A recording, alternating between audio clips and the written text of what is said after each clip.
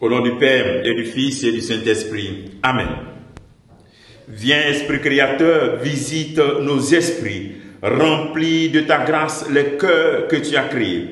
Ô Seigneur, envoie ton esprit et tout sera créé, et tu renouvelleras la face de la terre. Bien-aimés dans le Christ, nous sommes aujourd'hui mercredi 15 mai. Et la parole de Dieu qui nous est proposée en ce jour est extraite de Jean chapitre 17, versets 11b à 19. Et nous lisons. En ce temps-là, les yeux levés au ciel, Jésus priait ainsi. Père Saint, garde mes disciples unis dans ton nom, le nom que tu m'as donné, pour qu'ils soient un, comme nous-mêmes, quand j'étais avec eux. Je les gardais unis dans ton amour, dans ton nom, le nom que tu m'as donné. J'ai veillé sur eux, et aucun ne s'est perdu, sauf celui qui s'en va à sa perte, de sorte que l'écriture soit accomplie.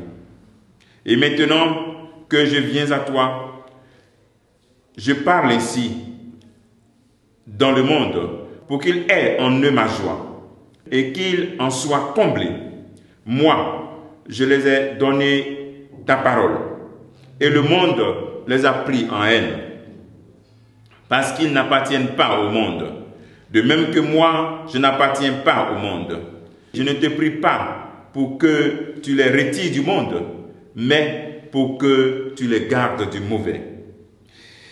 Ils n'appartiennent pas au monde, de même que moi, je n'appartiens pas au monde. Sanctifie-les dans la vérité. Ta parole est vérité. De même que tu m'as envoyé dans le monde, moi aussi, je les ai envoyés dans le monde.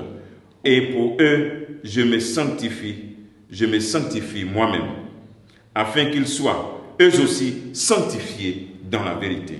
Acclamons la parole de Dieu, louange à toi, Seigneur Jésus. Nous sommes donc dans ce discours qu'on appelle discours sacerdotal. Garde mes disciples unis. Je les ai gardés unis à ton nom. C'est quoi être unis à ton nom? Le nom que tu m'as donné. C'est quel nom? C'est le nom d'être enfant de Dieu. Le nom de Dieu qui fait de nous ses enfants. Nous sommes des enfants de Dieu. Jésus est la manifestation du nom de Dieu. Ce Dieu qu'on ne voit pas, on l'a vu à travers Jésus-Christ. Garde-les dans l'unité, dans cette prière sacerdotale, le Seigneur prie pour nous. Donc ce que tu dois faire, c'est de dire merci au Seigneur, parce que depuis, Jésus a prié pour toi. Il a prié pour toi. Donc encore plus maintenant qu'il est avec le Père et l'Esprit Saint, comment est-ce qu'il ne va pas s'ouvrir à ta supplication? Et il nous invite à être sanctifiés. Il prie pour qu'on soit sanctifiés dans la vérité. Dans la vérité, c'est la sincérité devant Dieu. Laisser son cœur s'ouvrir totalement à Dieu. Et puis laisser la parole de Dieu. Et ta parole, ma parole est vérité. Sanctifie-les dans la vérité. Ce que le Seigneur demande plus pour nous, c'est notre sanctification. Donc, à travers cette prière, c'est ce que le chrétien doit chercher. Chercher l'unité. Chercher la sanctification dans la vérité. Voici un peu, voici la volonté de notre Seigneur Jésus-Christ. Être sanctifié dans la vérité, la parole est vérité. Donc c'est comme être consacré, consacrer sa vie à témoigner de la parole de Dieu. Consacrer sa vie à être des témoins de la vérité du Christ. C'est un contexte d'adieu. Ce sont les dernières paroles. Quelqu'un veut mourir et puis te dit les choses, ça doit rester dans ton cœur. Je sais que ses disciples vont souffrir. Il sait qu'on va souffrir et il prie pour nous, pour que nous soyons dans la joie. Et puis il dit, il veut qu'on soit comblés de joie. Voici un autre élément de ce que nous devons chercher. Chercher à être comblés de joie. Ce n'est pas la joie de rire, mais c'est la joie d'avoir son âme en paix. La joie de savoir que Dieu est avec moi. La joie de savoir que Dieu est mon Père, cela me suffit.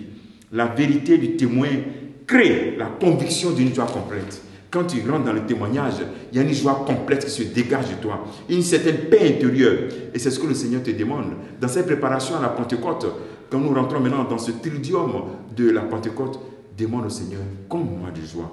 Donne-moi d'être un disciple de l'unité. Donne-moi d'être consacré vraiment dans ta vérité. Que ta parole soit vraiment cette vérité et que je sois un chrétien vrai. La question que tu peux te poser en ce jour, c'est est-ce que je suis un disciple de l'unité, un disciple de la vérité? Que le Seigneur te bénisse en ce jour. Au nom du Père et du Fils et du Saint-Esprit. Amen.